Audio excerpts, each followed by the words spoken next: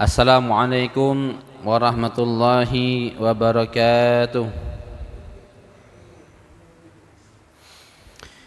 Alhamdulillahi rabbil alamin. Nahmaduhu wa nasta'inuhu wa nastaghfiruh.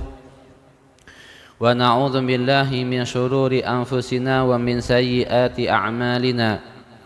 May yahdihillahu fala mudilla lahu wa may yudlil fala hadiya lahu.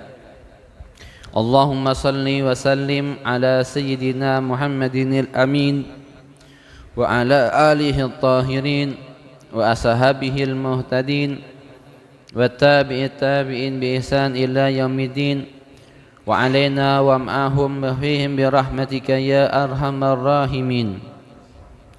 Nawaitu ta'alluma wa ta'lim wa tadhakkura wa tadhkir wa naf'ah wal intifa' والإفادة والاستفادة والحث على التمسك بكتاب الله وسنة رسول الله والدعاء إلى الهدى والدلالة إلى الخير ابتغاء وجه الله وقربه ورضوانه وثوابه من الله سبحانه وتعالى على من ومشايخنا ومربنا حبيب عمر بن محمد بن سليم بن حفيد وعلىنا وأشرف الصالحون وعلى أن الله يرزقنا علما نافعا والعمل به ورزقا واسعا حلالا طيبا مباركا فيه وعملا صالحا متقبلا برحمتك يا أرحم الراحمين ويا أكرم الأكرمين ويا أجود الأجودين. قال المصنف رحمه الله تعالى الإمام غزالي في كتابه أيها الولد ila anqal al-qasdu minal ibadah. Hadratal muhtaramin wal mukarramin, para sepuh bini sepuh, para ustadz wal asatidah, para alim ulama, para hadirin, para hadirat jamaah Masjid Babus Salam yang dirahmati Allah Subhanahu wa taala. Semoga apa yang telah kita laksanakan pada saat ini setelah melaksanakan salat subuh berjamaah, lalu kita lanjutkan mengaji, menambah keimanan kita, ketakwaan kita untuk senantiasa tambah dekat dengan Allah Subhanahu wa taala, agar kita mengetahui maksud dari tujuan hidup kita, untuk mengetahui apa yang sebenarnya yang akan didapati oleh kita semuanya dari segala amal perbuatan kita. Semoga menjadi sebab musabab ridhonya Allah Subhanahu wa taala dari apa yang telah dilaksanakan pada saat ini. Dan semoga Allah Subhanahu wa taala mencurahkan ridhonya, rahmat kasih sayangnya kepada kita dan menyayangi kita semuanya di dunia maupun di akhirat, dan menyebarkan keberkahan dari keberkahan yang dirasakan pada saat ini. Semoga Allah Subhanahu wa taala memberkahi umur kita, memberkahi rezeki kita, memberkahi usia kita, memberkahi waktu kita, dan memberkahi keluarga kita. Dan semoga dengan sebab musabab keberkahan tersebut dirasakan oleh kita hingga kelak di akhir penghujung kehidupan kita diberikan kenikmatan husnul khatimah. Amin ya rabbal alamin. Hadratan muhtarimin wal mukarramin, pada pertemuan saat ini telah sampai dari dawuhnya Al-Imam Ghazali rahimahullah subhanahu wa ta'ala, yang telah sampai pada wasiatnya. Beliau berkata, khalasatul ilmi an ta'allamat ta'ah wal ibadah.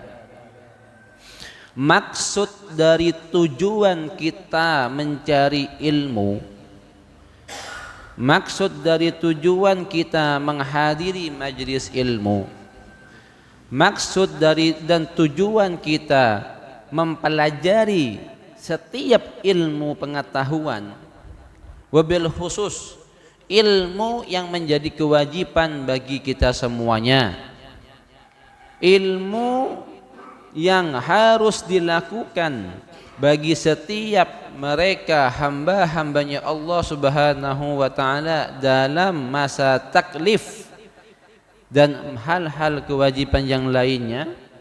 Dalam sabda Nabi Muhammad sallallahu alaihi wasallam, talabul ilmi faridah, mencari ilmu itu wajib bagi setiap muslimin dan muslimat. Khalasatul ilmi, maksud dari tujuan intinya kita mencari ilmu adalah an ta'allamat ta'ah wal ibadah, yaitu agar ilmu yang kita pelajari tersebut mengajarkan kita tentang tata cara taat, patuh kepada Allah Subhanahu wa taala, wal ibadah, dan juga ibadah.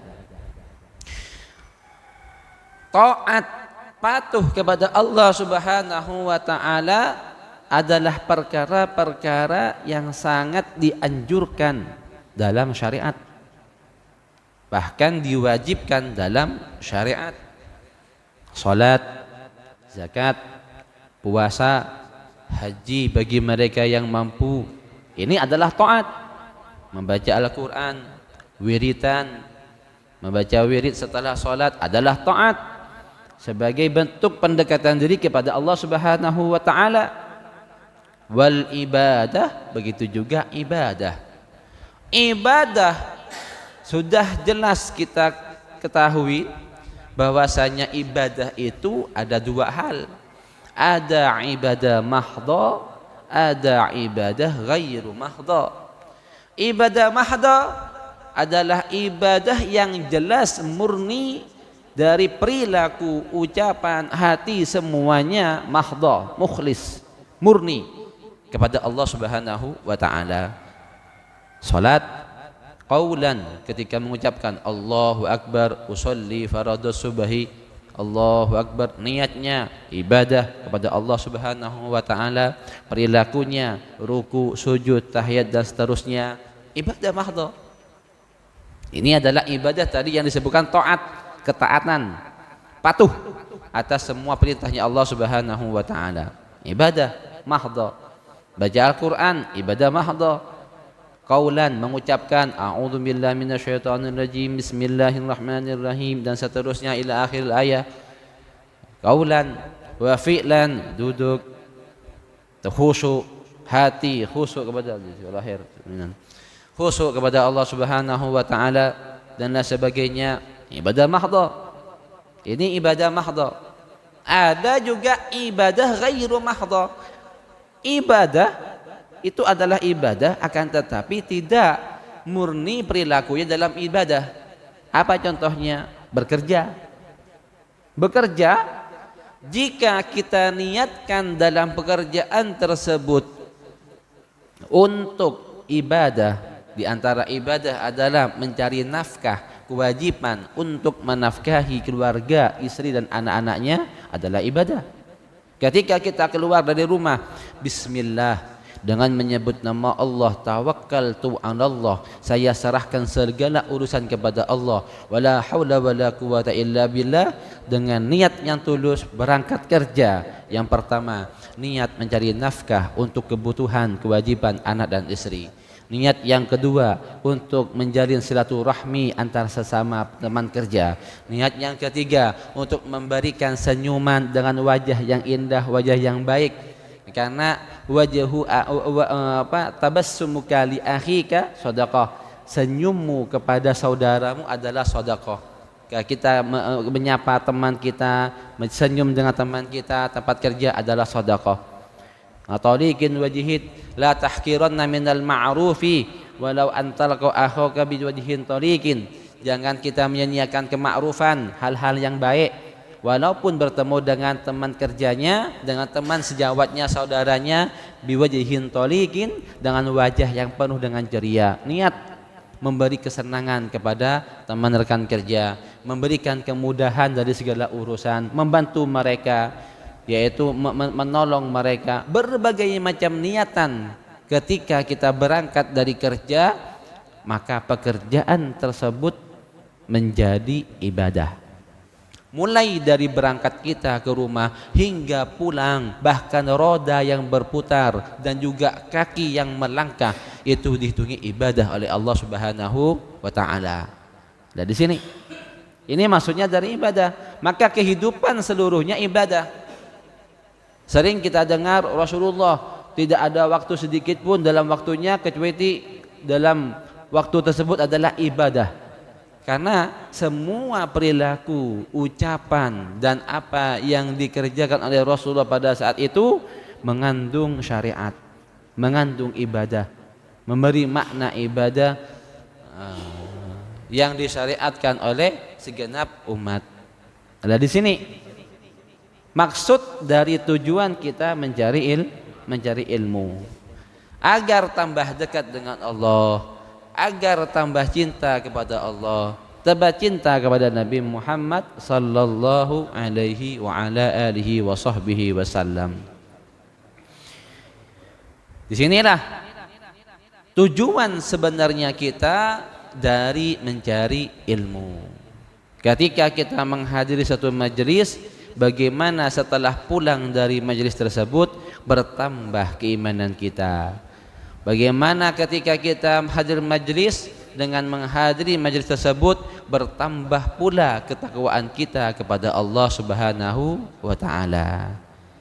Maka di sini yang sebut Imam Nawawi, khalasatul ilmi an ta'allamal ta'ah wal ibadah. Maksud dari tujuan kita mencari ilmu adalah agar kita mengetahui tata cara pelaksanaan taat kepada Allah Subhanahu wa taala dan juga cara beribadah kepada Allah Subhanahu wa taala. Makanya kata Imam Al-Ghazali, man izdada ilman wa lam yazdad hudan lam yazdad lahu illa bu'dan.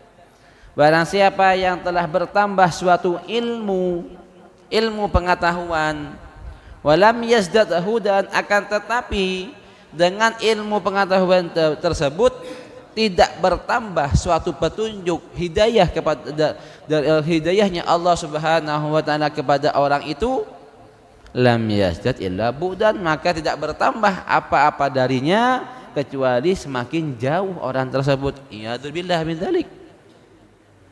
Makanya senantiasa diajarkan oleh Rasulullah, Allahumma inna na'udzubika min ilmin la yanfa'.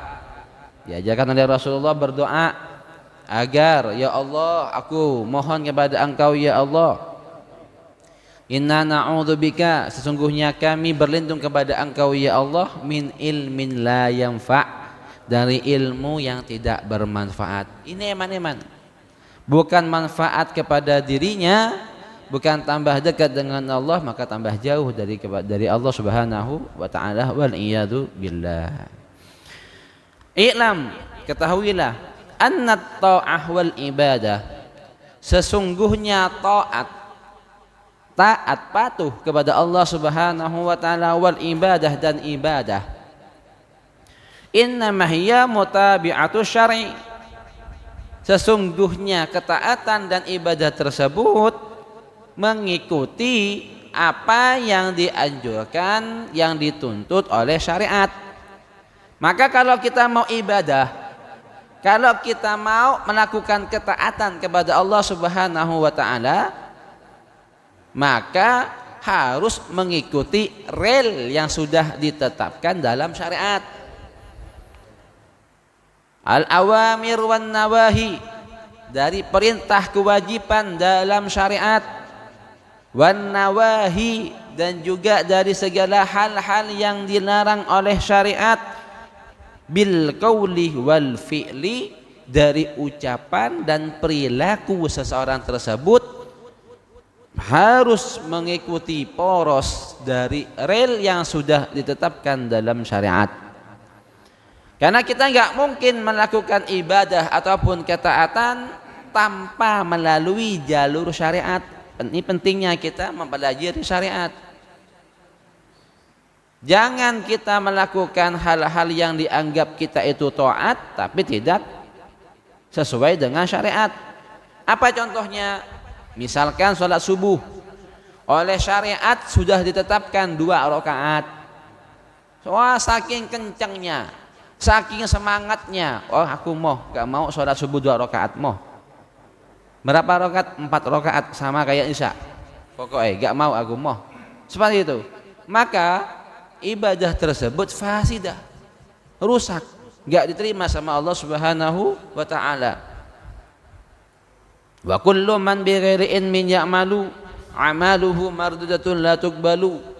Sebab semua apa yang dilakukan oleh seseorang tanpa ilmu yang didasari, tanpa ilmu dari apa yang dilakukan, a'maluhu mardudatun la tuqbalu, maka semua amalan perbuatan tersebut, bahkan ibadah tersebut, mardudatun, ditolak, la tuqbalu, dan enggak diterima oleh Allah Subhanahu wa taala. Inilah pentingnya dari mencari ilmu. Banyak mereka melakukan hal-hal yang dianggap taat, akan tetapi enggak sesuai dengan syariat. Maka di sini pentingnya kita mencari ilmu. Dalam asas syariat, Al-Quran, ada hadis, ada ijma, ada qiyas. Nah, di sini, maka di sini pentingnya kita mempelajari ilmu dari seorang guru yang memiliki sanad keilmuannya hingga baginda Nabi Muhammad sallallahu alaihi wasallam. Puasa dalam syariat mengajarkan dituntut untuk berpuasa mulai dari sebelum fajar, sebelum adzan subuh, sahur dan sebagainya, dan wajib niat. Hingga kapan? Hingga terbenamnya matahari, yaitu maghrib. Ini batasan syariat. Datang seseorang, aku nggak mau puasa seperti itu, aku kuat ke orangnya, orangnya kuat, aku bisa kok melaksanakan puasa 2 hari 2 malam nggak makan nggak minum. Melanjutkan wasil, namanya wasil dalam ilmu fikih. Wasil haram, syariat mengharamkan wasil. Wasil itu menyambung tanpa membatalkan puasanya di saat maghrib, tanpa berbuka. Wasil haram, syariat sudah membatasi batas-batasan puasa. Begini. Nah, disinilah maksud dari tujuan kita mempelajari ilmu untuk melaksanakan ketaatan dan ibadah kepada Allah Subhanahu wa taala. Akan tetapi tetap mutaba'atus syari', yaitu tetap mengikuti jalur atau rel syariat yang sudah ditetapkan dari setiap perkara yang wajib atau yang dilarang dari perilaku ataupun ucapan dalam tuntutan syariat. Nah, di sini yakni kullu ma taqulu wa taf'alu, yang dimaksudkan oleh saya tadi, kata Imam Ghazali, kullu ma taqul wa taf'alu, setiap apa yang kau ucapkan, wa taf'alu, dan apa yang kau lakukan, wa tatruk, dan apa yang kau tinggalkan, qaulan wa fi'lan, dari ucapan dan perilaku tersebut, yakunu biqtida'i syar'i, maka melalui porosnya atau relnya syariat. Jadi kita melakukan dengan tuntunan syariat, kita meninggalkan pula oleh tuntunan syariat. Apa di sini Imam Ghazali memberi contoh kepada kita, kama lau sumtah yaumal id, seperti halnya engkau berpuasa di hari Id, wa ayyamit tasyrik, dan juga hari tasyrik, takunu asiyan, maka menjadi maksiat. Kewajiban kita berpuasa di bulan Ramadan, misalkan Ramadan 30 hari, Ramadan biasanya 29 sampai 30 hari, Ramadan 29 sampai 30 hari. Maka di sini orang tersebut dituntut untuk membatasi keterbatasan yang telah ditetapkan syariat dari puasa Ramadan. Maka ketika tiba hari Id, apakah boleh berpuasa? Enggak boleh. Haram berpuasa di hari Id. Ini mau nggak mau, aku semangat berpuasa. Mau nggak mau aku meninggalkan puasa di hari Id. Tetap dia berpuasa. Maka orang tersebut melakukan tanpa aturan syariat, dia berdosa. Dia berdosa. Ayam tasyrik, yaitu hari ke-11 dari bulan Dzulhijjah, 11, 12, 13 hari tasyrik. Di sini. Wah, dari tanggal 1 Dzulhijjah hingga tanggal 9 Dzulhijjah berpuasa. Niat puasa Dzulhijjah. Karena puasa pada hari tersebut adalah paling utamanya puasa di antara setelah puasa bulan Ramadan ataupun puasa setelah puasa dari bulan Muharram. Di sini puasa. Ketika tiba hari tasyrik, aku mau makan, mau minum, aku tetap pengen puasa haram. Maka tetap apa yang dilakukan dan apa yang ditinggalkan harus dengan proses jalur syariat. Ini pentingnya kita mencari ilmu. Aw shallaita fi thawbin maghsub, atau kita salat adalah ibadah, taat kepada Allah Subhanahu wa taala. Akan tetapi kita salat fi thawbin maghsub, memakai pakaian yang ghasab, tanpa izin, ngambil tanpa izin, bahkan mencuri, bahkan baju yang dibeli hasil dari nyuri. Wa in kanat suratuhu ibadah lakin ya'tham bihi, walaupun kelihatan dari ibadah orang tersebut itu ibadah, salat ibadah, dia takbir Allah Akbar, ruku sujud, akan tetapi yang dipakai pakaian di saat dia salat hasil dari mencuri, hasil dari korupsi, hasil dari melakukan hal-hal yang enggak benar oleh syariat. Walaupun kelihatan dari perilakunya itu ibadah, akan tetapi ya'tham bihi, itu berdosa dalam segi syariat. Pakaiannya hasil mencuri, pakaiannya hasil dari ngambil miliknya orang lain. Nah, dari sini kadang-kadang berpuasa Ramadan, berpuasa Ramadan, dia puasa Ramadan, wah, masya Allah, kalau malam tarawih darusan, kalau siang masya Allah dia berpuasa. Akan tetapi yang dilakukan di saat puasa ngomongin orang, ghibah.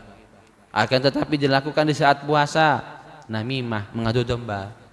Akan tetapi yang dilakukan di saat berpuasa dia berbohong, atau dia melihat pandangan yang haram. Walaupun dari saat itu dia keadaan memang berpuasa, akan tapi dia melakukan hal-hal yang dilarang dalam syariat. Nah, disinilah maksud dari tujuan kita dalam mencari ilmu, agar kita mengetahui apa yang harus kita lakukan, agar kita mengerti apa yang harus kita tinggalkan, mana yang haram, mana yang halal, mana yang harus kita lakukan, mana yang harus kita tinggalkan, dan mana yang harus kita jauhi agar tidak terjadi hal-hal yang menjadi sebab musabab dilarangnya oleh syariat. Ya, disinilah maksud dari tujuan kita mencari ilmu. Maka ilmu itu mulia. Dengan belajar, dengan mencari ilmu itu sudah mulia orangnya sudah mulia. Apalagi dia mengamalkan ilmu tersebut, apalagi dia memanfaatkan ilmu tersebut dengan tujuan untuk tambah takut kepada Allah Subhanahu wa taala. Dari sini maka Imam Ghazali menguatkan diri kita dengan ucapan dan tulisan beliau, fayambaghi lakah, maka sepantasnya lah bagi Anda, bagi kamu yang mencari ilmu, yang berada di majelis taklim, ayyakuna qauluka wa fi'luka muwafaqan lisyar'i, yaitu setiap apa yang kau lakukan, apa yang kau ucapkan muwafiqan lisyar'i, yaitu sesuai dengan syariat. Maka di sini maksudnya Imam Ghazali, maka jangan sampai kita melakukan ataupun berucap di luar dari relnya syariat. Kita lakukan, kita bekerja dengan baik. Kita bermuamalah dengan baik. Kita berbicara dengan teman kita, berbicara dengan hal yang baik. Kita ngobrol dengan teman kita, ngobrol dengan yang baik. Berkumpul dengan teman-teman kerja, teman-teman keluarga, teman warga maksudnya, maka harus didasari dengan hal-hal yang muwafaqan, sesuai dengan syariat. Idil ilmu wal amal bilaqtida'i syar'un dalal. Maka ilmu dan amal, ilmu pengetahuan dan mengamalkan ilmu tersebut tanpa tuntunan syariat yang dipelajari ataupun yang diamalkan, dalalun, maka dia itu tersesat. Maka kalau kita belajar suatu ilmu dan mengamalkan ilmu tersebut, akan tetapi ilmu dan amalan tersebut melenceng dari syariat, maka itu adalah kesesatan. Nah, di sini betapa banyak ilmu-ilmu pengetahuan yang menjauhkan seseorang dari syariat. Betapa banyak sekarang ilmu pengetahuan yang jika diamalkan ilmu tersebut menjauhkan diri kita dengan Allah Subhanahu wa taala. Misalkan sihir. Ilmu sihir, ilmu yang menyakiti orang lain. Ilmu yang bisa membuat orang lain sakit atau dan sebagainya. Misalkan, ini adalah contoh misal. Maka mempelajari ilmu tersebut sesat. Apalagi mengamalkan, karena melenceng dari aturan dan kewajiban dalam syariat. Nah, di sini, maka Imam Syadi di sini menjelaskan ilmu apapun itu, apapun ilmu tersebut. Dan jika mengamalkan ilmu tersebut tanpa di luar dari jalur syariat, maka itu adalah kesesatan.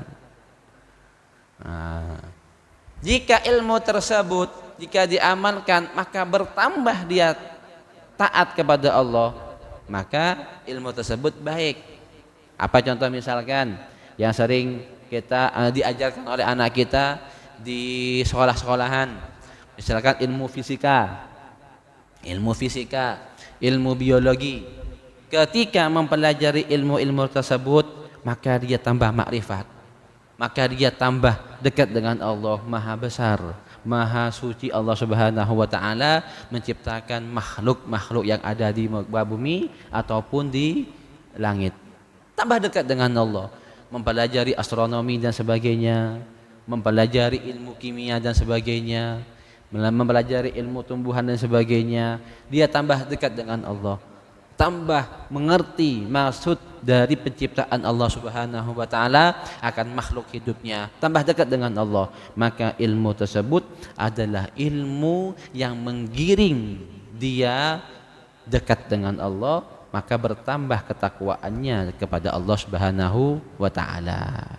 Dari sini, tapi kalau menjauhkan dirinya daripada Allah, maka itu adalah suatu kesesatan di mana menjadi hal yang kurang baik dalam pencarian ilmu tersebut. Maka fayambaghi laka an taghtar bi syathin wa tammatin as-sufiyah li'anna suluk bi hadha tariq yakunu bil mujahada wa qat'as syahwatin nafsi. Ini adalah ucapan beliau tentang maksud dari hakikat setiap dari pelajaran ilmu dari ilmu pengetahuan. Maka karena hakikat dari ilmu itu adalah bagaimana hati kita itu senantiasa bertawajuh, bermuwajahah kepada Allah Subhanahu wa taala. Di sini Imam Ghazali mengatakan kalau kita mempelajari ilmu tasawuf itu ilmu hati, ilmu akhlak. Bagaimana dia itu bisa menahan diri dari apa-apa yang dilarang dalam syariat dan memotivasi dirinya untuk lebih semangat lagi dalam berusaha, yaitu mujahadah dalam melakukan amalan-amalan yang dianjurkan dalam syariat dengan berbagai macam hal, yaitu waqat syahwatin nafs, yaitu memutus syahwatun nafs, yaitu keinginan nafsu yang enggak baik, nafsu ammarah, nafsu yang enggak baik, nafsu yang jahat, ini dikontrol. Maka setiap dari kita, saya dan jenengan semuanya ini memiliki nafsu yang sulit terkontrol untuk melaksanakan ketaatan. Lah ini yang harus yang harus kita ketahui dan harus kita memahami bagaimana cara mengekang hawa nafsu tersebut dengan tidak mengikuti hawa nafsu tersebut, sehingga kita tidak terjerumus dari hal-hal yang dilarang oleh syariat. Waqat li hawaha bisayfin riyadah, dan membunuh hawanya, hawa nafsu. Karena ada suatu cerita iblis laknatullahu alaih mengusik tidak mau mengikuti perintahnya Allah untuk hormat atau sujud kepada Nabi Adam. Oleh siapa? Siapa yang mengusik iblis? Siapa yang mengusik iblis sehingga iblis itu enggak mau hormat, tunduk kepada Allah di saat Allah merintahkan Nabi kepada iblis untuk hormat kepada Nabi Adam. Kenapa? Siapa? Yaitu hawanya, hawa nafsunya. Iblis memiliki hawa nafsu. Maka hawa nafsunya iblis itulah yang melarang dirinya untuk tidak mau taat kepada Allah, untuk tidak mau hormat atau sujud kepada Nabi Adam. Lah semua manusia kita semuanya ada hawa nafsu, hawa dan nafsu. Nah disinilah kita maksud dari tujuan mempelajari ilmu yang memberikan jalur kita untuk melewati jalur syariat ini, yaitu mengekang hawa nafsu birriyadah dengan latihan. Bagaimana latihannya? Yaitu hilangkan sifat marah, hilangkan sifat dendam, hilangkan sifat emosional yang tidak terarah. Nah, emosional itu penting kalau diarahkan yang baik. Apa contohnya? Jihad. Kalau jihad itu butuh emosional yang tinggi, tapi harus terarah, harus terkontrol. Kalau marah tidak bisa terkontrol, maka di luar dari jalur syariat.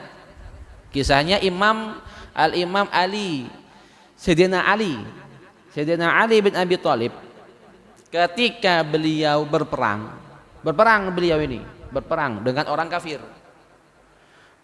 Suatu ketika Sayyidina Ali bin Abi Thalib mendapati seorang kafir tersebut berperang dengan lincahnya, maka seketika pedang dari orang kafir tersebut terlepas. Lama kelahi pakai pedang, lalu pedangnya orang kafir tersebut terlepas dan terjatuh. Dan Sayyidina Ali bisa saja langsung membunuhnya. Orang kafir jihad bisa saja langsung membunuhnya. Akan tetapi Sayyidina Ali nggak langsung membunuhnya, tapi dikasih kesempatan untuk masuk Islam. Di sini terkontrol, emosi yang terkontrol, nggak langsung membunuhnya. Islam nggak, karena jihad tujuannya untuk melindungi mereka dari api neraka agar mereka mendapat tempat yang baik di sisi Allah, yaitu masuk Islam. Nggak mau, malah meludah. Enggak, aku enggak mau Islam, enggak mau masuk Islam. Lalu meludah ke Imam Sayyidina Ali, ke wajahnya. So, bagaimana kalau kita sudah enggak mau masuk Islam, malah meludah, diludahin. Lah di sini Imam Sayyidina Ali bisa mengontrol hawa nafsunya, bisa mengontrol amarahnya. Imam Sayyidina Ali ketika diludah, lalu diusap, lalu meninggalkan. Kaget semua sahabat. Ya Sayyidina Ali, kenapa kau enggak langsung membunuh si orang kafir tersebut? Sedangkan dia sudah terlentang dan dia enggak mau masuk Islam dan dia bahkan meludahi wajahmu. Kenapa kau enggak mau langsung dibunuh aja? Apa kata Sayyidina Ali? Yang awalnya tadi aku berperang berjihad karena Allah. Aku berperang karena Allah, ngangkat pedangku dan memeranginya karena Allah. Akan tetapi di saat dia meludah wajahku, maka timbullah rasa amarahku, rasa amarahku di luar dari jalur tentuan Allah Subhanahu wa taala. Maka aku enggak mau membunuhnya karena aku marah, tapi karena aku berjihad karena Allah Subhanahu wa taala. Nah, di sini ini adalah amarah yang terkontrol. Maka perbaiki dari maksud, niat, tujuan kita dari segala hal. Wasahihin niyata qablal amali. Perbaikilah niat kita dari setiap apa yang akan kita lakukan. Ketika niat itu baik, tujuan baik, maka baik pula yang akan kita hadapi. Dan kita bisa mengontrol dari disebabkan asas dari niat tersebut. Ada di sini wa qatli hawaha bisayfir riyadah, dan membunuh hawa nafsu tersebut dengan riyadah yaitu dengan latihan-latihan, dengan mengekang hawa nafsu kita, dengan riyadah melatih amarah kita, melatih sifat hewaniyah. Sifat hewaniyah itu sifat kebuasan, sifat buas, sifat licik. Nah, itu kita harus menstandarisasikan hati kita sesuai dengan tuntunan syariat. Kalau tempat kerja itu setiap kita kerja di pabrik, di perkantoran, itu ada namanya standarisasi. Bagaimana seseorang tersebut bekerja sesuai dengan standarnya pekerjaan, mutunya dalam setiap perusahaan. Maka begitu juga dalam syariat. Kita juga taat kepada Allah, patuh kepada Allah sesuai dengan standarisasi kita, bagaimana ketaatan tersebut, bagaimana ibadah tersebut sesuai dengan standarisasinya syariat. Inilah yang kita maksud dari tujuan kita mencari ilmu. La bitamat wa syarahabat sufiyya wa lam. Lah di sini innal lisan al mutlaq wal qalbul mutabbaq al mamlu bil ghaflah wa syahwah alamatus syaqawah wa daliluha hatta la tuqtal bi sidqil mujahada lan tahyi bi anwaril ma'rifah.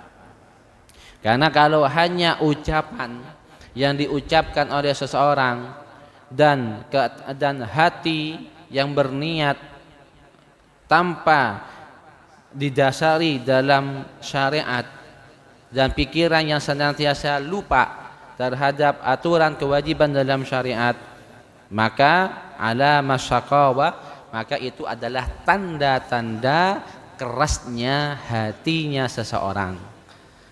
Kalau dia berucap, bertutur kata tanpa ada dasar syariat, kalau dia melakukan meniat dan apapun tersebut tanpa ada melalui relnya syariat, maka itu tanda-tandanya kerasnya hati akan orang tersebut.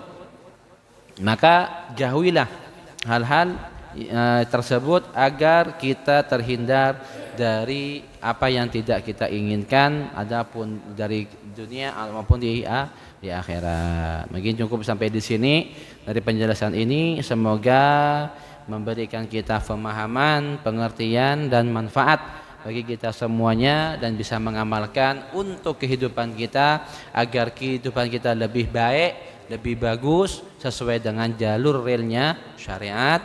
Dan semoga Allah Subhanahu wa taala memberi kita kemudahan dan kelancaran dari segala apapun yang menjadi sebab musabab ridhonya Allah Subhanahu wa taala, dan semoga dijauhkan dari segala apapun yang menjadi sebab murkanya Allah waliyadzubillah. Dan semoga jika telah kita lakukan, semoga Allah mengampuni dosa-dosa kita dan Allah memberikan kita merubah diri kita hal yang lebih baik, yang lebih bagus agar kita lebih dekat dengan Allah Subhanahu wa taala. Amin ya rabbal alamin. Ada pertanyaan? Monggo. Monggo pertanyaan Bapak, Ibu, Pak Bambang, monggo. Bismillah.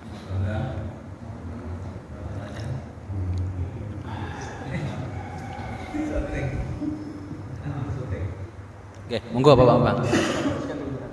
Teruskan dulu. Itu ilmu.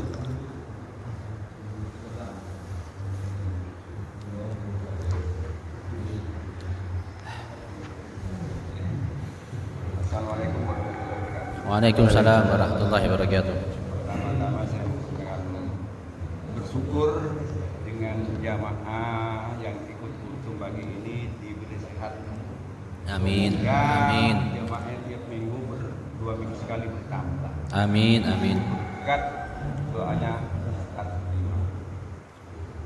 Pertama, kita bicara ilmu. Apakah saya mengikuti 2 minggu sekali termasuk ilmu? Ikut ceramah ini termasuk ilmu.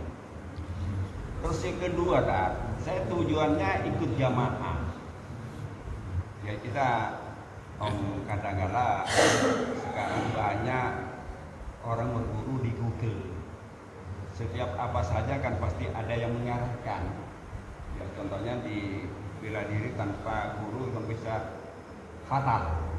Saya tanyakan, saya tujuannya jamaah ke masjid. Apakah dari awal sampai di doa aku selesaikan atau saya doa pulang? Pas doa saya pulang. Itu yang kedua kan ya. Lebih baik mana saya sampai selesai doa atau saya pas doa saya pulang? Saya doa pulang. Kedua. Yang ketiga, tadi bicara antara dosa dan haram. Saya kan sedikit banyak ya seorang PNS, ya. Nah, kalau saya kerja di PNS atau di perusahaan, ya asal-asalan itu padahal di perusahaan di ada aturan. Kadang-kala alasan macam sakit, ini macam-macam. Atau yang itu saya berdosa atau tidak. Padahal gaji saya itu tiap hari, tiap bulan saya terima dari gaji itu, tidak dikurangi. Itu padahal tidak sakit. Alasan sakit, kok gini, tidak masuk. Itu berdosa apa tidak? Terima kasih, Dad. Assalamualaikum warahmatullahi wabarakatuh. Waalaikumsalam warahmatullahi wabarakatuh. Alhamdulillah, masya Allah, tabarakallah. Dari pertanyaan pertama, apakah setiap pengajian yang dihadiri 2 minggu sekali atau 1 minggu sekali, apakah itu bagian dari ilmu atau majelis ilmu? Ya, apapun, majelis apapun yang kita hadiri memberi kemanfaatan bagi kita, itu majelis ilmu. Khususnya majelis ilmu-ilmu yang bermanfaat, yang menambahkan diri kita ketakwaan kepada Allah Subhanahu wa taala, menambahkan diri kita syukur kepada Allah Subhanahu wa taala. Ini tetap dihitung ilmu. Setiap dari niat kita untuk niat berjamaah, lalu menghadiri majelis taklim, ilmu. Duduk kita di situ ilmu, waktu kita dihitung ilmu, sedetik, 2, semenit, 1 jam dan seterusnya tetap dihitung ilmu dalam catatan oleh malaikat yang mencatat diri kita, raqib atid, dihitung dalam mencari ilmu. tetap dihitung ilmu walaupun majelisnya majelis mingguan atau bulanan. Ini tetap kita istiqomahkan diri kita untuk senantiasa mencari ilmu walaupun adanya di tempat sekitar kita majelis mingguan ataupun bulanan. Adapun yang kedua, pelaksanaan sholat berjamaah. Sholat berjamaah, adapun sholatnya wajib. Adapun tuntunan kita sholat berjamaah ini lebih apik, lebih bagus karena kita melakukan fardu kifayah, kewajiban yang cukup dilaksanakan oleh beberapa orang menggugurkan kewajiban bagi yang lain, adalah bagian dari amal ibadah yang bagus, yang baik. Jadi kalau sholatnya wajib, berjamaahnya fardu kifayah, amalan setelah sholat hukum syariatnya sunnah. Kita duduk berzikir, membaca tasbih 33 kali, membaca alhamdulillah 33 kali, membaca Allahu Akbar 33 atau sebagian riwayat 34 kali, dan diakhiri la ilaha illallah wahdahu la syarikalah dan seterusnya. Ini adalah hal-hal yang mustahab, yang sangat dianjurkan, yang sangat disenangi. Artinya kita telah melakukan perilaku hal-hal yang mengikuti sunnah Nabi Muhammad sallallahu alaihi wasallam. Barang siapa yang mengikuti, yang melaksanakan sunnahku, kata Rasulullah, karena ma'i fil jannah, maka orang tersebut bersamaku di surga. Maka di sini amalan wiritan setelah sholat hukumnya sunnah. Maka ketika kita mengamalkan amalan tersebut adalah bagian bentuk kecintaan kita kepada Nabi Muhammad, melakukan kesunahan Nabi Muhammad sallallahu alaihi wasallam. Adapun mereka yang keluar setelah sholat, habis salam dia keluar, mungkin di sini kita memiliki sikap dari hati kita. Bisa saja kita berhusnudzon. Kalau kita memilih sikap, lebih baik sikap mana? Husnudzon apa suudzon? Ya husnudzon.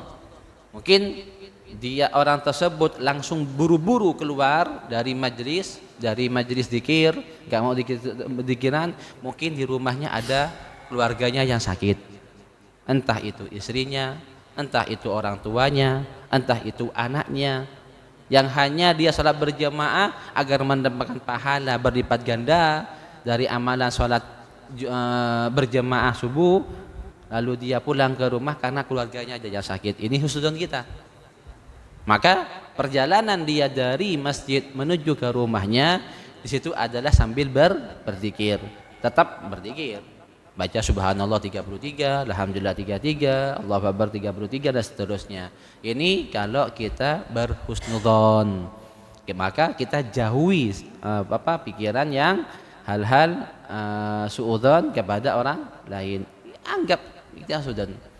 Tetapi memang kesunahannya lebih utamanya adalah mereka yang berzikir di saat setelah sholat.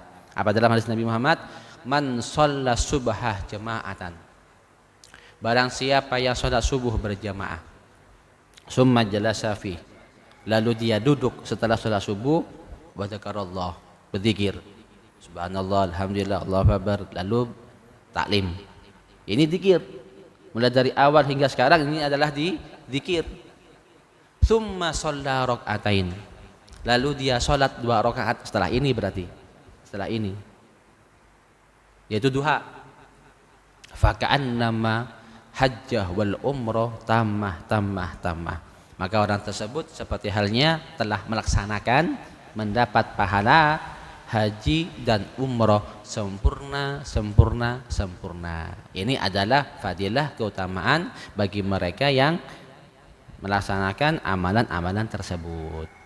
Nah, di sini ini yang kedua, Bapak Bambang.